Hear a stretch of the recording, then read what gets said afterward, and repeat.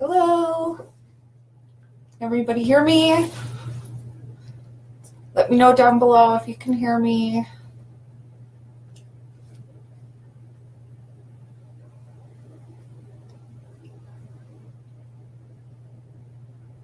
Just give it a few minutes, let some people jump on. Perfect.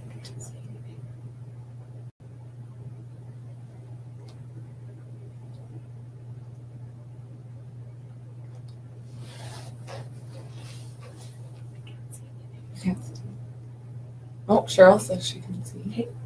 Perfect. My name is Cassie, and I am a birth mom, and I am here to answer any questions you have and to share my story with you tonight.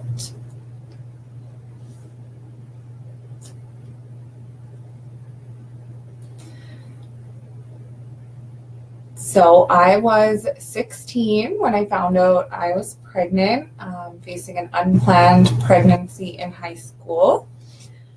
And I had been with the birth father for a few years, but our relationship was pretty volatile, and pregnancy is not something I had envisioned for myself, especially at 16 years old.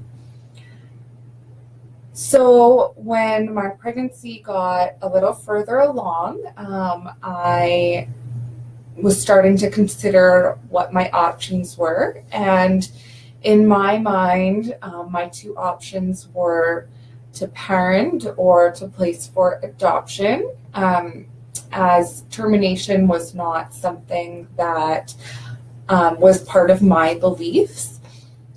And adoption was something I didn't really know anything about. So when I first started researching into adoption, my mother was the one who found adoption options and had scheduled a meeting with a social worker for me to just go in and explore the different options that were available to me. And so I met with Desiree, who eventually became my social worker. And she had said to me that the agency was there for any decision that I made, and whatever choice I ended up making, whether that was to parent or to make an adoption plan or to terminate. And I had, spoken that parenting was something that was very high on my mind, and I didn't think that adoption was for me, but I didn't know anything about it. So we first started with just talking about my goals and what I envisioned for my future, for myself. And what I wanted was a life that I could be proud of. And I wanted to go to university or even just finish high school. I mean, I was in grade 11 when I got pregnant, so I was still so young. And Desiree had said to me, well, let's explore what parenting would look like for you. Here is an activity for you to do, some homework. She had me go home and price out what a baby would cost for the first few months, the essentials for a baby. And, I kind of just looked at this list and said, how am I going to pay for all of this? I don't have a job. The birth father did not have a job. We both lived at our respective parents' houses. And I didn't want my parents raising my child. So I scheduled another meeting with Desiree, and this time it was just me, not my mom, because I wanted this to be my decision and not influenced by anybody else. And Desiree and I just had a long talk of what I wanted my child's life to look like. And what I wanted for her was a family that could support her, a mom that could stay at home with her. That's not something I could have done and still graduated high school. I wanted her to have parents that, could give her everything that I couldn't. And at 16, you can't give a whole lot to a baby. I mean, if you could raise a baby with love alone, I could have done it. But unfortunately, love doesn't buy everything in the world.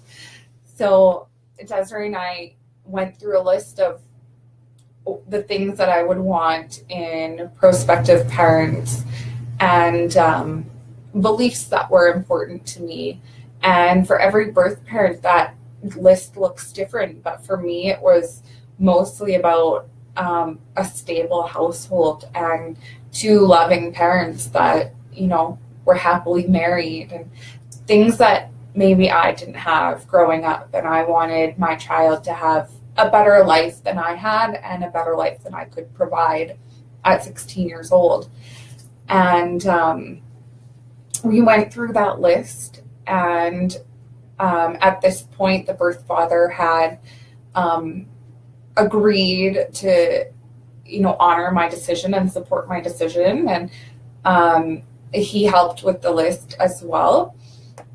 And we eventually got the profiles of prospective parents that fit what we were looking for. And, we went through dozens of profiles before we found the people that eventually would be parenting our daughter.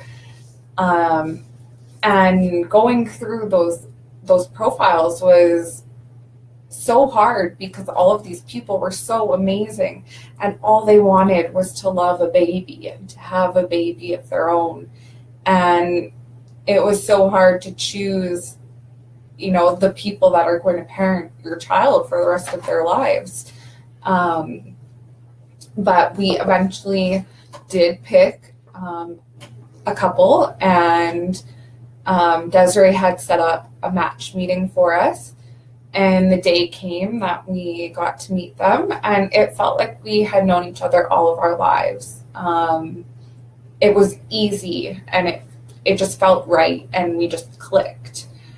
And after that, we started talking about a plan for the delivery and for afterwards.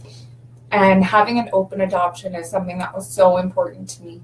I wanted my daughter to know where she came from and that she was loved. And if she ever had any questions in the future, I didn't ever want her to wonder. I wanted us to have a relationship where she could ask those questions to her parents and they could ask me, or she could ask me directly. So having an open adoption was really important to me. And after she was born, I called her parents to let them know that she was born, and it was late at night, so they agreed to come the next day. And they came, and just the look in their eyes said everything. It was like they were meant to be her parents the whole time. I could tell that it was right, and she fit in with them. But the moment was obviously very bittersweet for both ends because, I'd gone in there 9 months pregnant and I was going to leave with nothing, but I was also leaving knowing that I'd given the greatest gift to two people that couldn't have children, and the greatest gift to my daughter, which was having the life that I couldn't give her. Now, our relationship has changed so much. It's been almost 9 years since she was born, and our relationship has changed so much over 9 years. It started out, super open because I was a teenager and I didn't have a life. So I was able to go and see them all of the time, or her mother would bring her to just come meet me and have lunch. And as the years went on, I started to develop my own life, and I went to post-secondary and I got into a different relationship, and things sort of just happened.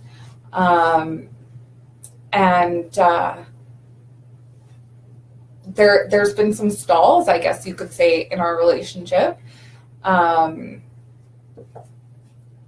Stuff doesn't always stay the same. I mean, it's forever changing. And the one thing I've learned to appreciate is that no matter where we go in life, we'll always find, our way back to each other. So, yeah.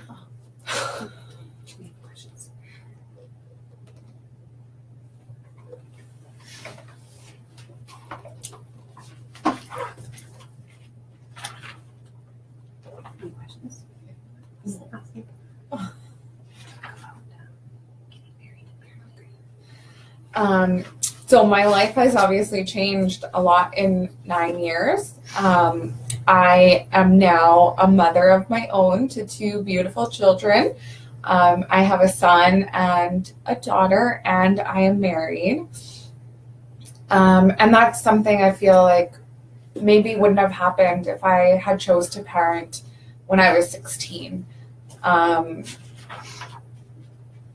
Life kind of led me into this direction, and now that I'm parenting, it's saddening at sometimes because I see all these things that maybe I missed with my birth daughter, but I've also been able to share in those joys because I have an open adoption and because we do share that communication with her parents. What has helped with the loss of making an adoption plan for my daughter? The support that I've received at Adoption Options has been so amazing. In 9 years, I've never once felt like I was being pushed aside. I've always been able to come to the agency whenever I was having a hard time with anything in my life, whether it was regarding the adoption or not. And there's been so many amazing women who have gone through the same journey that helped me when I first started this journey. And now I can only hope that my story will help somebody else when they're going through the hard times. I still grieve every day. It's not something that will ever go away, but it's not a decision I would ever regret. Grief will always be there, but just because I'm sad doesn't mean that I regret the decision that I made. That decision was the best thing I could have done for myself and for my daughter at that point in my life. At that exact time, that was what I needed to do. And it's something that I will never regret because I have such an amazing relationship with her now, and I have the life that I envisioned myself having before I got pregnant with her. How do you explain the adoption to the children you're parenting? I'd really like to understand the birth mother side so I can support my daughter's relationship with her birth mom as her birth mom gets older. Thanks for the question, Tara. So my story is a little bit unique. My eldest son has the same birth father as my birth daughter, and he has chosen not to be part of our birth daughter's life, and that's something that I fully respect, as it is his decision. But with that comes the side of our son not really being a part of my birth daughter's life because of the way that his dad deals with his grief. He knows about his birth sister because this is his full 100% blood sibling. He knows who she is, and he knows that his dad and I had her when we were in high school. But that's kind of the extent of it. He's 7 now, so he's starting to understand, but he never really pushes the question or the topic. And so I don't push it onto him either, especially because his dad is not so willing to be open with him. But my daughter, who is fathered by my husband, she comes to every visit with my birth daughter. And my birth daughter and her brother, she has a younger brother as well, they asked to see her more often than they asked to see me. Over Christmas, they wanted to see Aria, who is my daughter. They wanted to know where the baby was. They are so happy for me to be bringing my daughter over, and they have such a great relationship. She's only 18 months, so she doesn't understand. It's just friends to her. But as she gets older, I'll be 100% transparent and open with her about who my birth daughter is and her story. But it is her story to share. And it's not something I want to push onto my eldest son because he's not ready for it, and neither is his dad.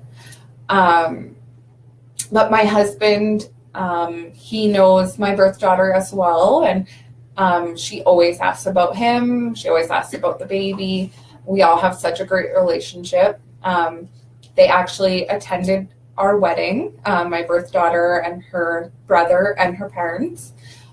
They attended my wedding, and it was so amazing to have them there and witness that day, because I feel like without my birth daughter's parents, that day may have never happened, because my life wouldn't have turned out the way that it did. So,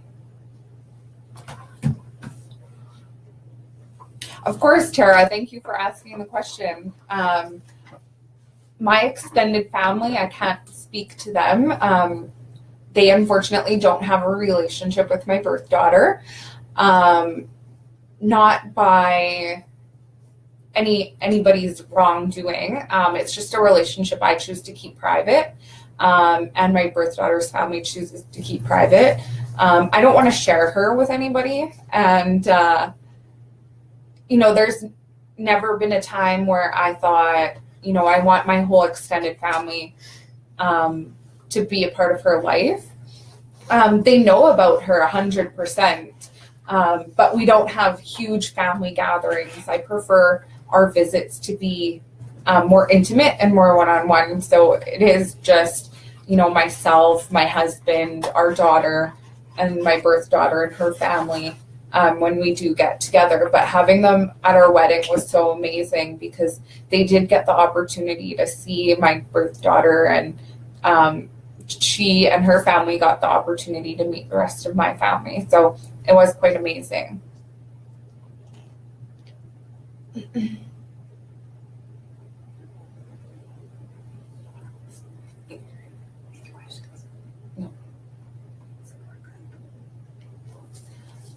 So one thing that really helped me was when I first started this journey was a support group, a group of women that were exactly what I was, and they were going through exactly what I was going through.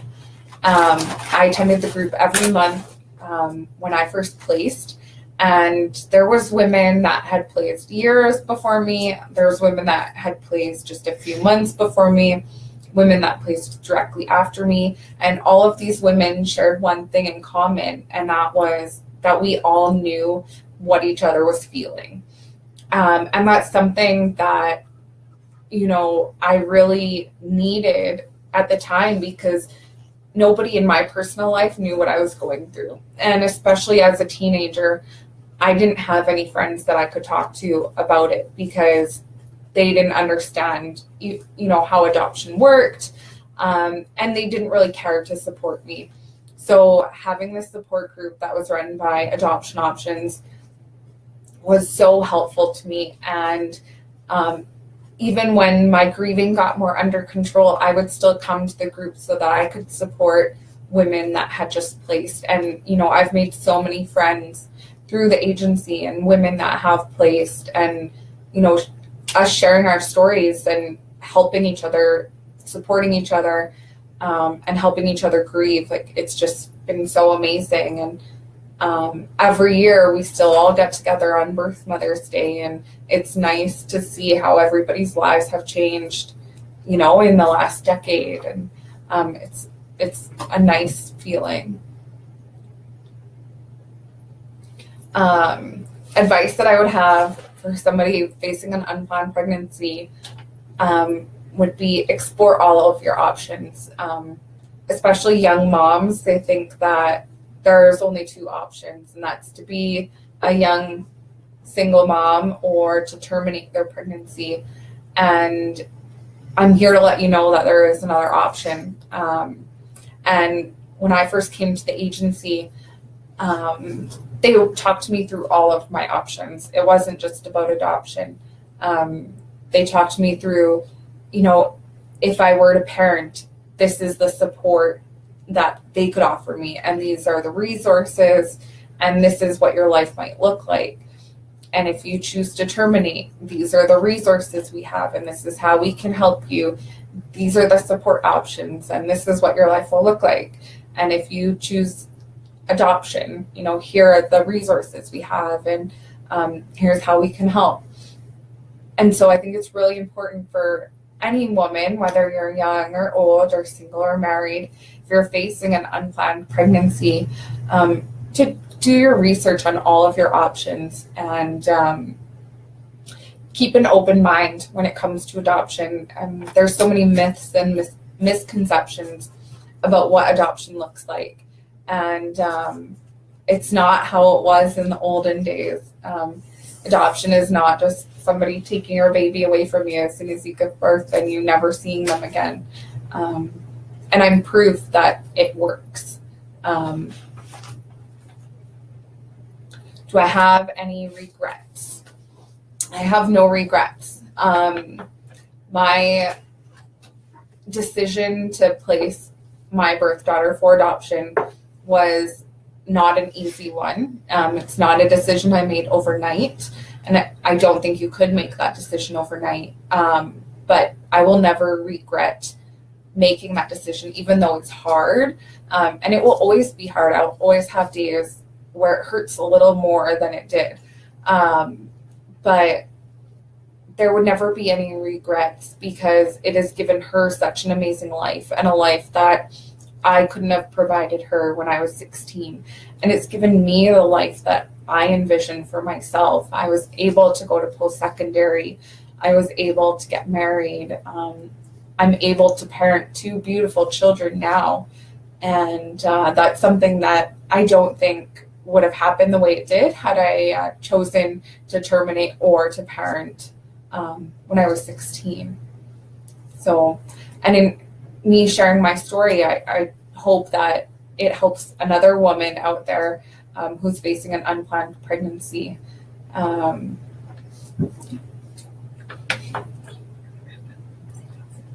So I just wanted to say thank you for everybody who tuned in. If you guys could go ahead and share this video on your timeline so everybody else can see it on the replay, that would be great.